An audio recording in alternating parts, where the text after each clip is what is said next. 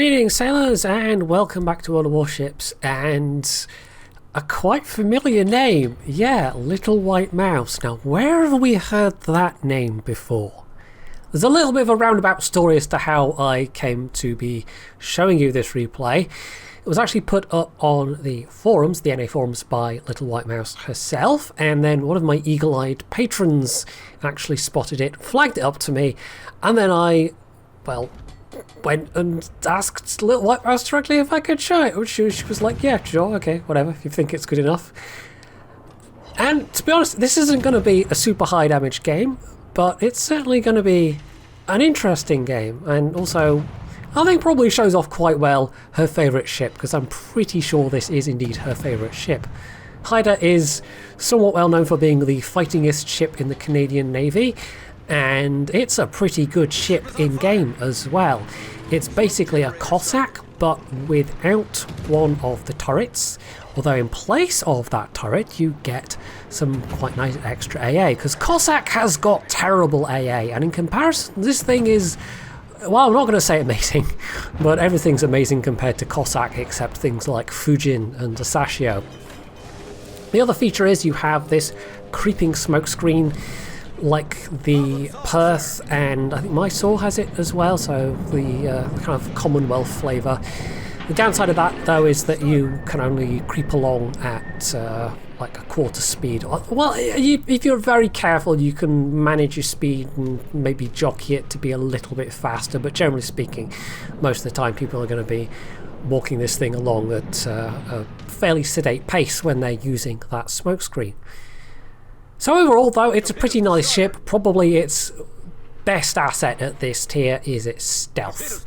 It is, I think, the sneakiest of the tier 7 destroyers by a margin, and tier 7 is not a good place for destroyer stealth overall. There are some that are okay, and there are others that are absolutely diabolically bad, and we're not even talking about things that aren't particularly built for stealth, like say a French or Russian destroyer that you've decided to go full gunboat with. And even if you do go full stealth with those, they're still not great, but that's not really what they're built for. It's not really how they're designed. They're more around the idea of going fast and pew-pewing things and trying not to get hit. Haida, on the other hand, although it does have really quite good guns for its tier, its 6 barrels is still pretty good, and you do have those classically good British angles, including that B turret. I think, does that go all the way around? I can't remember. One of the turrets goes all the way around. Might actually be the X turret. But yeah, it's no, it's not the X turret, that's an AA turret, isn't it? What was I saying? Oh yeah, so yeah, it's a good package. It's probably the best of the tier 7 premiums. Although Leningrad is pretty good as well, it's just a very different kind of thing. Having a go with maybe thinking about dropping torps here. She's obviously getting a lot of attention from the enemy carrier, and there are 2 in this game, which is never fun when you're in a destroyer, but the Bayern looks like they're going that way, and she's not going to waste the torp reload. You only have a single launcher on this, as with Cossack, and it's not a particularly quick reload, although you do get to single launch your torps, so you can try and be a bit sneakier with it in that way. Anyway, she's going to pop out and maybe try and do an ambush. She doesn't have smoke ready especially, but you never know. She might get them close enough. Unfortunately, the Bayern kind of saw it coming and had turned parallel, and there's nothing really that could shoot at them, so they were fairly safe to do so. So Mouse has put her torps out, and now she just has to absolutely try her best not to get killed before she gets unspotted. Fortunately, her smoke is about to come back though, so she can break a line of sight and not risk taking any more hits, because she's now down to about a quarter hit points already. She does get 1 torpedo hit for her trouble though, and it actually causes a flooding, so maybe that's some ticking damage, but no, they've repaired that. However, the fact they have repaired that means that perhaps fire is a possibility. And now she's got a smoke screen going, and that this Bayern is spotted by somebody else, she can at least try and light them up. In terms of what each team is doing, it's a bit of an odd one. We have this clump of ships over here on the left who have perhaps been emboldened by Mouse pushing up and capping, and they're now pushing forwards. And there's a couple of enemy ships there, and one of the enemy carriers in fact, so they might actually take out a carrier, which would be quite useful. But they have to watch out for a crossfire from this Bayern here as well. Otherwise, the enemy team hasn't taken a cap yet. Both teams have lost an equal number of ships, but this team is the only one that's capping. And it's not like this is a situation where there's only one destroyer per team. I mean, 2 destroyers per team is not that many more, but it is objectively more, and it seems like the enemy destroyers were not that big on trying to cap, which is nice for Mouse. Although, at this point, if she does run into that remaining enemy destroyer in a cap, it's not so nice in that she doesn't have that many hit points left. This thing is actually really nasty to run into if you're trying to cap, just because it's got pretty decent amount of firepower, and also, especially if you're top tier, you can really just outspot everything except another Haida, pretty much. So smoke's about to go in about 30 seconds. If she'd gone here a bit faster, she could have used more of that smoke to cap without being bothered by planes, but as it is, she's just going to have to hope the planes don't try and investigate what's happening in B. She was pretty focused on trying to get to that Bayern to burn, and unfortunately it just didn't happen. Sometimes RNG is particularly cruel like that, and even though she hit that Bayern with what, a good couple of dozen shells, not a single fire, which is really unfortunate. Although I suspect the window for getting them to go on fire probably had passed at this point. Over by the sea cap, there's been some tussling, a bit back and forth, a couple of shops lift. What? A couple of ships lost. Shops lift? What, brain? I don't even know sometimes. I really don't. So that isn't looking super secure either way, but the Erland, who has 2 kills, the friendly Erland, is now in a position to potentially get that cap circle. That would be kind of useful because that could give them a really nice boost up in terms of points. In terms of ships, they are also ahead, but I suspect this is one of those situations where people start to see red, they start to think, right, we have to win harder. And instead of falling back to a more kind of skirmish position, trying to play a bit more sensibly, chip away and do damage, instead people just rush headlong towards the enemy, and we're going to start losing some ships that we really can't particularly afford to lose. Fortunately, that's not what LittleWhiteMouse herself is doing. She's trying to drop on this Nachi, or otherwise known as a Miyoko clone, and she got pretty close to do it, but not quite close enough to put herself in danger. I think it's what, 5 point... I can't even remember, 5 point something. I remember when we were testing this and you could get it down to like 5.1 or something completely insane like that. Unfortunately for Canadians everywhere, it didn't actually stay at that, but fortunately for everyone else, it yeah, it was changed. It's still pretty damn good, but yeah, it was kind of bonkers way back when. Now with smoking up and firing, I mean, that's kind of given the game away that there was a destroyer here, but I think the Nachi was starting to turn anyway, so yeah, maybe she figured she'd just give it a go, but honestly I'm not sure that was the best use there of the smoke against a target that you weren't sure would be spotted. And that's always the problem with ships like this, where you're relying on smoking up to fire at things safely, is you need someone to spot for you. She might get some better luck with this Vladivostok that's trying to cap B though. Finally, one of the enemy team has realised that, oh yeah, maybe we should cap. So she'll get some use out of this smoke after all. But though she has to actually slow down first. She seems more interested in maybe trying to manoeuvre a torpedo at the moment than taking advantage of that brief window. Although she will get to reset there, I suppose. This thing really has to be quite careful in terms of trying to make torpedo drops just because you've only got the 4 torps at any one time, and it's not like you've got some fancy schmancy torpedo reload booster to rely on like some Japanese ships that only have a single torpedo launcher, for example. So into the cap to try and block torpedoes out. She might get lucky. They do have a pretty decent lead at this point, but the only reason the enemy team hasn't lost with not having any cap circles is really 100% because they've also been losing quite a few ships. And sometimes you get this kind of situation, this scenario where, yeah, lots of ships are, you know, like the map control is terrible, but lots of ships are getting sunk at the same time, so it gives one team enough points to still stay in contention. Now, unfortunately, the Erland did not go for the sea cap.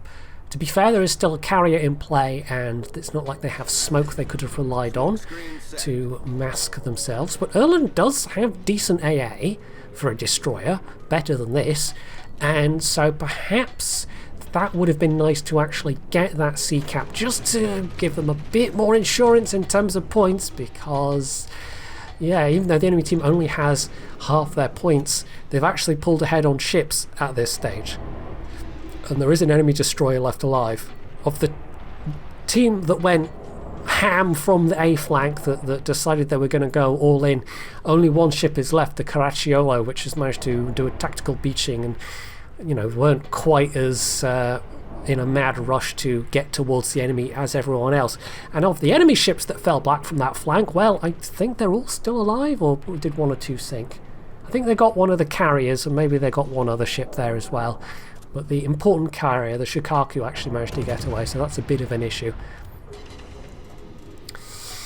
Anyway, this Vladivostok is seeing some attention from both their allied carriers, which is handy because there isn't really a good way for Mouse to get a jump on this ship. I mean, she could try rushing in.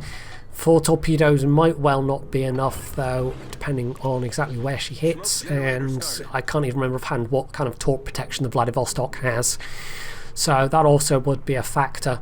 But as long as they keep getting whacked by the carriers, that hopefully means they're distracted enough that even if she's not going to try the risky approach, she might get more something with the cautious approach. You might get more lucky with the cautious approach. I'm doing really well with words this evening. We might have a clue there as to why the Erlander didn't try the sea cap. They are really quite low health, so yeah, they might be they're out of heals already. She could be firing right now. I'm not entirely sure why she isn't, unless she's worried that she'll get blind fired. Perhaps she doesn't want to give her position away that much, although when you're in a creeping smoke screen, yeah, you kind of are going to, by definition, give your position away. It might also be that, well, the Vladivostok is a Russian battleship. It's got that Russian damage control party cooldown. You know, limited use, but they have a very quick cooldown between them. So, you know, if you set a fire, they can put it out pretty quickly, potentially. But that said, you know, if you manage to get them to use a damage control party, that can be useful for your allies, even if it doesn't necessarily give you a lot of damage. Anyway, so rather than try and maybe get in a position where she could get the Richelieu or the Vladivostok, who are both kind of boxing in that Erland and also closing in on where they know the carrier to be, she makes the interesting choice, Mr. Consonant there, of going to the sea cap, which has still never been capped by anybody, and it's only at this stage that the enemy team is actively going to get to flip a cap over at A with the Nachi, which is still alive.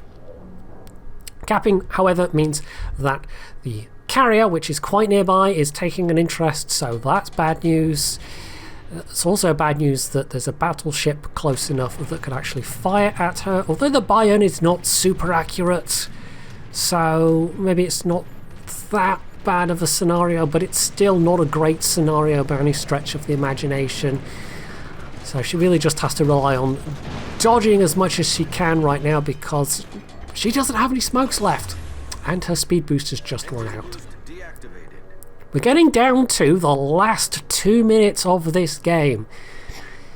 One of those battleships went down, the Vladivostok, but the Richelieu is still alive, and they have got both those carriers very, very close now. Neither carrier is in a position where they can get away because the Nashi is on the north side of them, so they can either get shot at by one ship or potentially two ships if they try to go north. B is being capped by the Nagato. Mouse is being harassed and spotted by the planes. It's not looking that great. Maybe those carriers could take down the Richelieu between them, although one of them's dead already, the Vesa, the tier 6, which just leaves the Shikaku trying to take down the Richelieu. The Richelieu was fairly healthy, so unless the Shikaku gets really lucky with maybe stacking fires, floodings, or even a detonation, fun and engaging, we'll see. Maybe they can get them, but yeah, we are really super close now on time. 50 seconds to go. If it ends right now, they win on points. And even though all three caps are, you know, about to be in control of the enemy team, because they had this cap advantage, this really solid cap advantage, yes, the enemy team was keeping themselves in contention by getting kills, but it's not the kills that win unless you get to kill every enemy. Quite often in this kind of scenario, in a domination game certainly, it's the points that matter.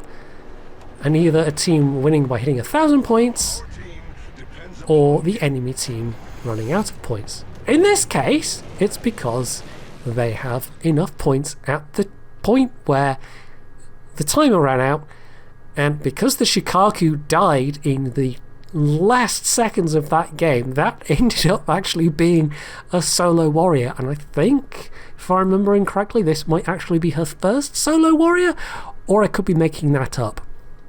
So you might be looking at the damage and thinking, well, she didn't get any kills, there wasn't a lot of damage, but it was the caps that won that game, and she did the capping, and therefore I think we can say she earned that score and actually did win that game. Now, it was a bit of a fluke that she then got the solo warrior at the end of that. The Shikaku died just before the 20 minutes had elapsed, but all the same, you know, you can look at this, and even though it's maybe not that common an occurrence, you can point at it as an example of those games where damage doesn't actually matter that much. It's the cap control and the map control that matters, and the enemy team absolutely made mistakes there.